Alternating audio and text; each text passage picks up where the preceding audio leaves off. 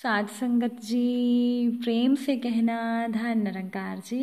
एक नई साखी के साथ स्वागत है आप सभी का आपके ही अपने चैनल पर। आज की साखी का विषय है हमें हमेशा सत्य का पालन करना चाहिए। तो चलिए सुनते हैं आज की ये साखी। साध संगत जी, पुरानी बात है, सदियों पहले भारत के किसी राज्य में एक सुयोग्य राजकुमार था जो जल्दी ही राजा बनने वाला था। राज्य की परंपरा के अनुसार राजा बनने से पहले उसे विवाह करना आवश्यक था, किंतु राजकुमार किसी ऐसी लड़की से शादी करना चाहता था जो नेक और सच्ची हो। एक बुद्धिमान दरबारी ने उसे सलाह दी कि वो राज्य की सभी विवाह योग्य युवतियों को बुलाकर उनमें से अपने लिए सुयोग्य वधू का चुनाव करे। राजकुमार के महल में एक दासी थी जिसकी पुत्री भी विवाह योग्य थी। जब उसने राजकुमार के विवाह के लिए की जा रही तैयारियां होते देखी तो उसका दिल डूबने लगा, क्योंकि उसकी पुत्री राजकुमार से बहुत प्रेम करती थी। जब उसने घर पहुंचकर राजकुमार के विवाह की खबर अपनी पुत्री को दी तो वो ये जानकर अचंभित हो गई कि उसकी पुत्री भी स्वयंवर में जाना चाहती थी। तो उस दासी ने अपनी बेटी से कहा, बिटिया तुम वहां जाकर क्या करोगी? वहां पर तो पूरे देश से एक से बढ़कर एक सुंदर और धनी लड़कियां राजकुमार का वर्ण करने के लिए आएंगी। तुम राजकुमार से विवाह की इच्छा अपने मन से निकाल दो।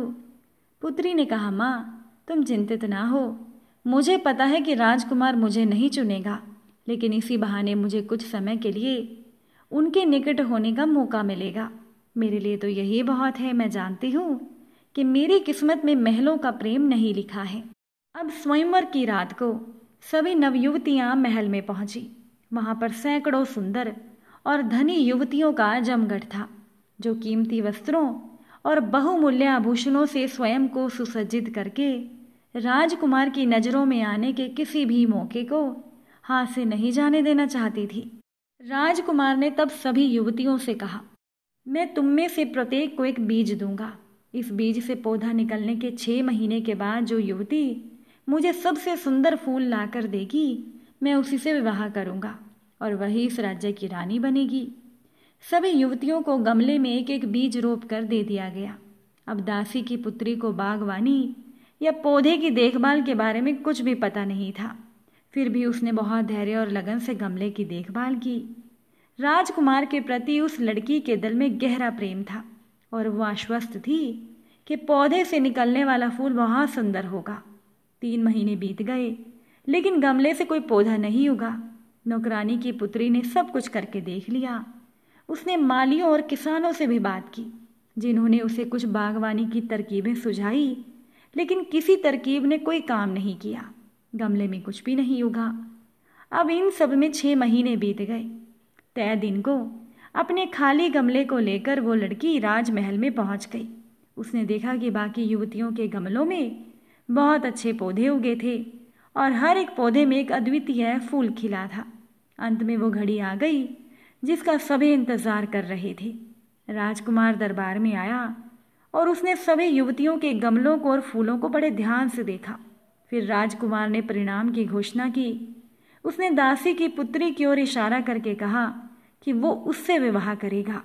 वहां पर उपस्थित सभी लड़कियों के परिवारजन इस बात पर नाराज होने लगे। उन्होंने कहा कि राजकुमार ने सबसे सुंदर फूल लेकर आई युवतियों की अपेक्षा करके उस युवती को चुना जो खाली गमला लेकर चली आई थी।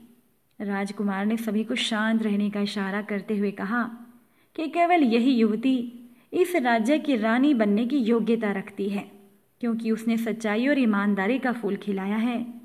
राजकुमार ने बताया कि दरअसल जो बीज मैंने 6 महीने पहले सभी युवतियों को दिए थे वो नकली और निर्जीव थे।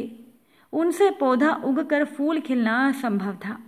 सभी हैरान हो गए और वो युवती राजकुमार की पत्नी बन गई।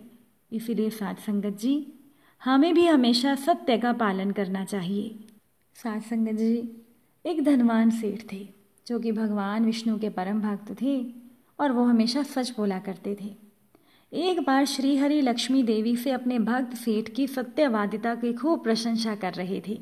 तो लक्ष्मी देवी ने कहा, आप उस सेठ की इतनी प्रशंसा कर रहे हैं, क्यों न उसकी परीक्षा ली जाए और परखा जाए कि वो स्वयं श्री हरि के मुख से इतनी प्रशंसा के योग्य है भी या नहीं।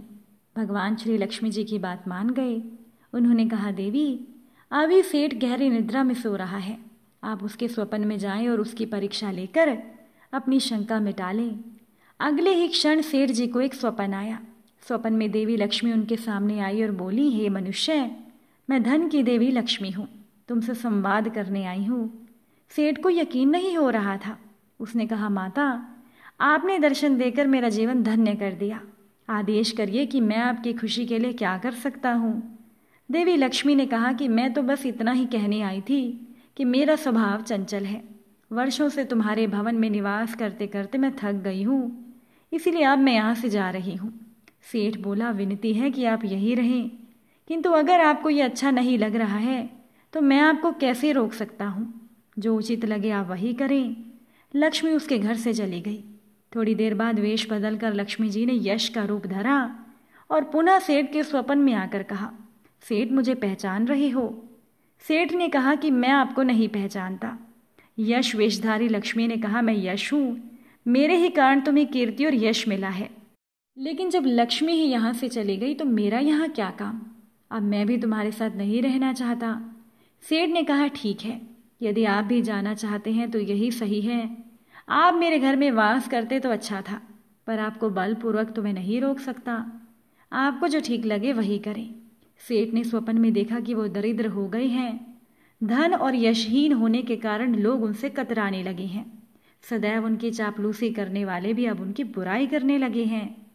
थोड़ी देर के बाद लक्ष्मी धर्म का रूप धारण करके दोबारा सेठ के सपने में आई और बोली, मैं धर्म हूँ, लक्ष्मी और यश के जाने के बाद दरिद्रता में मैं भी तुम्हारा साथ नहीं दे सकता, मैं भी जा रहा हूँ।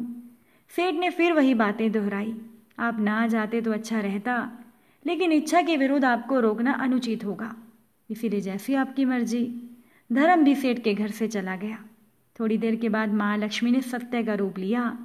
सेठ के स्वप्न में प्रकट होकर बोली, मैं सत्य हूँ, लक्ष्मी यश और धर्म के जाने के बाद अब मैं भी यहाँ से जाना चाहता हूँ।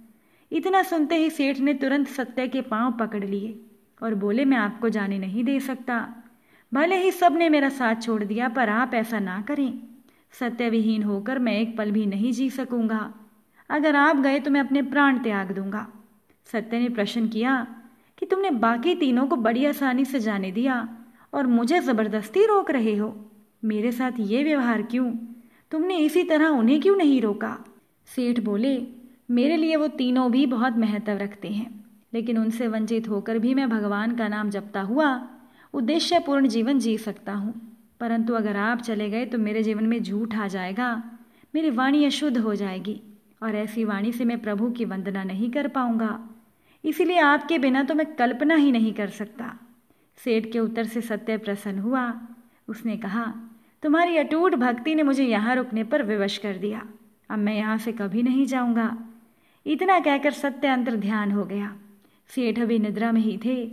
थोड़ी ही देर के बाद स्वप्न में धर्म वापस आया और बोला, अब मैं तुम्हारे पास ही रहूंगा, क्योंकि यहाँ सत्य का निवास है। सेठ ने धर्म का स्वागत किया। उसके तुरंत बाद यश भी लौट आया और बोला, जहाँ सत्य और धर्म है वहाँ यश खुद ही आ जाता है, इसीलिए अब मैं भी तुम्हारे ही साथ रहूंगा। सेठ ने यश की भी आवभगत की। अंत में देवी लक्ष्मी आई। सेठ ने प्रणाम करके पूछा, माता क्या आप दोबारा मुझ पर कृपा करेंगी? माँ लक्ष्मी ने कहा, जहाँ सत्य धर्म और यश हो वहाँ मेरा वास तो निश्चित है। ये सुनते ही सेठ की नींद खुल गई। उन्हें ये सब स्वप्न लगा, लेकिन अपनी धर्मपरायणता पर उनका विश्वास पहले से ज़्यादा बढ़ गया था। इसीलिए ज़िंदगी में हमेशा सत्य का पालन करें। अगर आज की ये साखी आपको अच्छी लगी हो, वीडियो को लाइक शेयर कीजिएगा। आप सभी से फिर मुलाकात होगी नई साखी और नए विचारों के साथ। साथ संगत जी, प्यार से कहना, धन निरंकार जी।